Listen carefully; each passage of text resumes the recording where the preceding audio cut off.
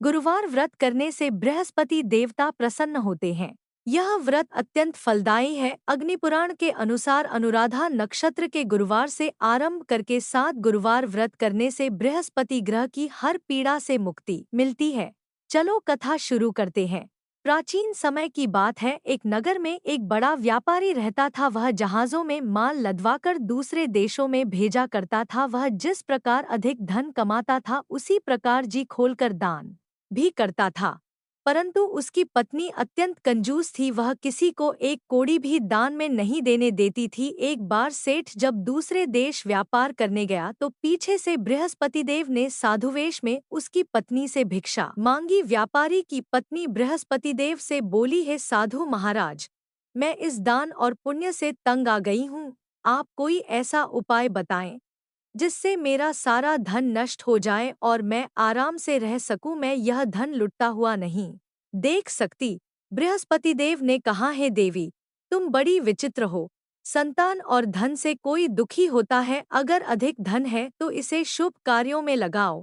कुंवारी कन्याओं का विवाह कराओ, विद्यालय और बाग बगीचों का निर्माण कराओ। ऐसे पुण्य कार्य करने से तुम्हारा लोक परलोक सार्थक हो सकता है। परंतु साधु की इन बातों से व्यापारी की पत्नी को खुशी नहीं हुई। उसने कहा, मुझे ऐसे धन की आवश्यकता नहीं है जिसे मैं दान दूं। तब बृहस्पतिदेव बोले, यदि तुम्हारी ऐसी इच्छा है तो तुम एक उपाय करना। 7 बृहस्पतिवार घर को गोबर से लीपना, अपने केशों को पीली मिट्टी से धोना, केशों को धोते समय स्नान करना, व्यापारी से हजामत बनाने को डोट कहना, भोजन में मांस मदिरा खाना, कपड़े अपने घर धोना। ऐसा करने से तुम्हारा सारा धन नष्ट हो जाएगा। इतना कहकर बृहस्पतिदेव अंतर्ध्यान हो गए। व्यापारी की पत्नी ने बृहस्पति देव के कहे अनुसार 7 बृहस्पतिवार वैसा ही करने का निश्चय किया। केवल 3 बृहस्पतिवार बीते थे कि उसी समस्त धन संपत्ति नष्ट हो गई और वह परलोक सिधार गई। जब व्यापारी वापस आया तो उसने देखा कि उसका सब कुछ नष्ट हो चुका है। उस व्यापारी ने अपनी पुत्री को सांत्वना दी और दूसरे नगर में जाकर बस गया। वहां वह जंगल से लकड़ी काट कर लाता और शहर में बेचता। इस तरह वह अपना जीवन व्यतीत करने लगा। एक दिन उसकी पुत्री ने दही खाने की इच्छा प्रकट की, लेकिन व्यापारी के पास दही खरीदने के पैसे नहीं थे। वह अपनी पुत्री को आश्वासन देकर जंगल में लकड़ी काटने चला गया। वहां एक वृक्ष के नीचे बैठ अपनी पूर्व दशा पर विचार कर रोने लगा। उस दिन बृहस्पतिवार था। तभी वहां बृहस्पतिदेव साधु के रूप में सेठ के पास आए और बोले, हे मनुष्य, तू इस जंगल में किस चिंता में बैठा है? तब व्यापारी बोला, हे महाराज, आप सब कुछ जानते हैं। इतना कहकर व्यापारी अपनी कहानी सुनाकर रो पड़ा। बृहस्पतिदेव बोले, देखो बेटा, तुम्हारी पत्नी ने बृहस्पति देव का अपमान किया था, इसी कारण तुम्हारा यह हाल हुआ है। लेकिन अब तुम किसी प्रकार की चिंता मत करो। तुम गुरुवार के दिन बृहस्पति देव का पाठ करो। 2 पैसे के चने और गुड़ को लेकर जल के लोटे में शक्कर डालकर वह अमृत और प्रसाद अपने परिवार के सदस्यों और कथा सुनने वालों में बांट दो। स्वयं भी प्रसाद और चरणामृत लो। भगवान तुम्हारा अवश्य कल्याण करेंगे।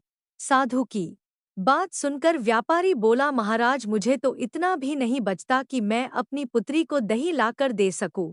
इस पर साधु जी बोले, तुम लकड़ियां शहर में बेचने जाना। तुम्हें लकड़ियों के दाम पहले से चौगुने मिलेंगे, जिससे तुम्हारे सारे कार्य सिद्ध हो जाएंगे।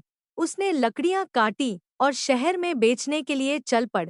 उसकी लकड़ियां अच्छे दाम में बिक गई, जिससे उसने अपनी पुत्री के लिए दही लाया और गुरुवार की कथा हेतु चना गुड़ लेकर कथा की और प्रसाद बांटकर स्वयं भी खाया।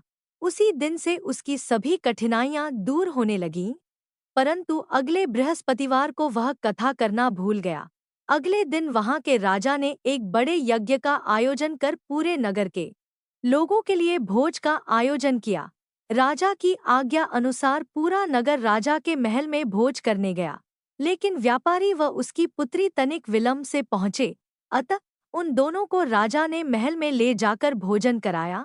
जब वे दोनों लौटकर आए तब रानी ने देखा कि उसका खूंटी पर टंगा हार गायब है। रानी को व्यापारी और उसकी पुत्री पर संदेह हुआ कि उसका हार उन दोनों ने ही चुराया है। राजा की आज्ञा से उन दोनों को कारावास की कोठरी में कैद कर दिया गया। कैद में आकर दोनों अत्यंत दुखी हुए। वहां उन्होंने बृहस्पति देवता का स्मरण किया। बृहस्पति देव ने प्रकट होकर व्यापारी को उसकी भूल का आभास कराया और उन्हें सलाह दी कि गुरुवार के दिन कैदखाने के दरवाजे पर तुम्हें 2 पैसे मिलेंगे, उनसे तुम चने और मुनक्का मंगवाकर विधिपूर्वक बृहस्पति देवता का पूजन करना। तुम्हारे सब दुख दूर हो जाएंगे। बृहस्पतिवार को कैदखाने के द्वार पर उन्हें 2 पैसे मिले। बाहर सड़क पर एक स्त्री जा रही थी। व्यापारी ने उसे बुलाकर गुड़ और चने लाने को कहा। इस पर वह स्त्री बोली, मैं अपनी बहू के लिए गहने लेने जा रही हूँ, मेरे पास समय नहीं है। इतना कहकर वह चली गई। थोड़ी देर बाद वहां से एक और स्त्री निकली। व्यापारी ने उसे बुलाकर कहा कि हे बहन, मुझे बृहस्पतिवार की कथा करनी है, तुम मुझे 2 पैसे का गुड़चना ला दो। बृहस्पतिदेव का नाम सुनकर वह स्त्री बोली, भाई, मैं तुम्हें अभी गुड़चना लाकर देती हूँ। मेरा इकलौता पुत्र मर गया है, मैं उसके लिए कफन लेने जा रही थी, लेकिन मैं पहले तुम्हारा काम करूंगी, उसके बाद अपने पुत्र के लिए कफन लाऊंगी। वह स्त्री बाजार से व्यापारी के लिए गुड़ चना ले आई और स्वयं भी बृहस्पतिदेव की कथा सुनी। कथा के समाप्त होने पर वह स्त्री कफन लेकर अपने घर गई। घर पर लोग उसके पुत्र की लाश को राम नाम सत्य है कहते हुए श्मशान ले जाने की तैयारी कर रहे थे। स्त्री बोली, मुझे अपने लड़के का मुख देख लेने दो। अपने पुत्र का मुख देखकर उस स्त्री ने उसके मुंह में प्रसाद और चरणामृत डाला। प्रसाद और चरणामृत के प्रभाव से वह पुनः जीवित हो गया। पहली स्त्री जिसने बृहस्पतिदेव का निरादर किया था, वह जब अपने पुत्र के विवाह हेतु पुत्रवधू के लिए गहने लेकर लौटी और जैसे ही उसका पुत्र घोड़ी पर बैठकर निकला, वैसे ही घोड़ी ने ऐसी उछाल मारी कि वह घोड़ी से गिरकर मर गया। यह देख स्त्री रो रो कर बृहस्पति देव से क्षमा याचना करने लगी। उस स्त्री की याचना से बृहस्पतिदेव साधु वेश में वहां पहुंचकर कहने लगे, हे देवी, तुम्हें अधिक विलाप करने की आवश्यकता नहीं है। यह बृहस्पतिदेव का अनादर करने के कारण हुआ है। तुम वापस जाकर मेरे भक्त से क्षमा मांगकर कथा सुनो, तभी तुम्हारी मनोकामना पूर्ण होगी। जेल में जाकर उस स्त्री ने व्यापारी से माफी मांगी और कथा सुनी। कथा के उपरांत वह प्रसाद और चरणामृत लेकर अपने घर वापस गई। घर आकर उसने चरणामृत अपने मृत पुत्र के मुख में डाला। चरणामृत के प्रभाव से उसका पुत्र भी जीवित हो उठा। उसी रात बृहस्पतिदेव राजा के सपने में आए और बोले, हे राजन, तूने जिस व्यापारी और उसके पुत्री को जेल में कैद कर रखा है वह बिल्कुल निर्दोष है। तुम्हारी रानी का हार वहीं खूंटी पर टंगा है। दिन निकला तो राजा रानी ने हार खूंटी पर लटका हुआ देखा।